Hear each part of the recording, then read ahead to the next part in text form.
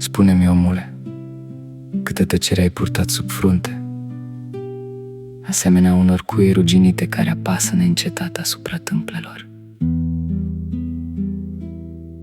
Câte lacrimi nerostite ai ascuns în adâncul privirii, asemenea unor poveri grele ce coboară ochii, fără a putea însă stinge tumultul lăuntric. Și câtă răbdare ai zidit în privire, în timp ce focurile mocneau, gata să rup orice barieră și să mistuie tot ceea ce te-a ținut în umbră.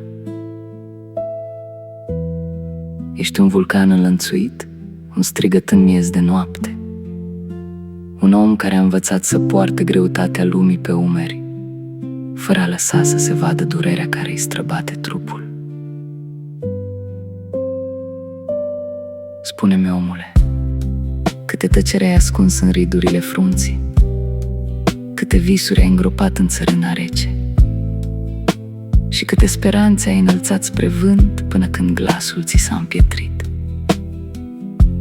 Câte lupte ai dus atunci când, între a fi și a trăi, ai simțit că te destrampe dinăuntru, dar ai rămas în picioare, rănit și totuși neînvins. Tu nu ești doar carne și oase, ești cicatrice, ești un vulcan înlănțuit, ești tăcerea care răsună mai puternic decât orice glas. Ești omul care a înfruntat noaptea, a purtat greutatea lumii și a învățat să transforme durerea în forță, iar lacrimile în lumină. Tu, omule, porți necazul pe drumul tău asemenea unei cruci, dar sub această povară îți cresc rădăcinile și îți înflorește lupta.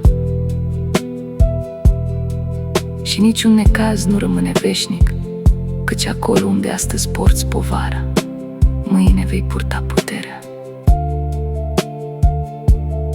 Nu întreba viața de ce te-a ales pe tine, întreabă doar ce vrea să înveți. Munții nu se ridică din liniște, ci din cutremure.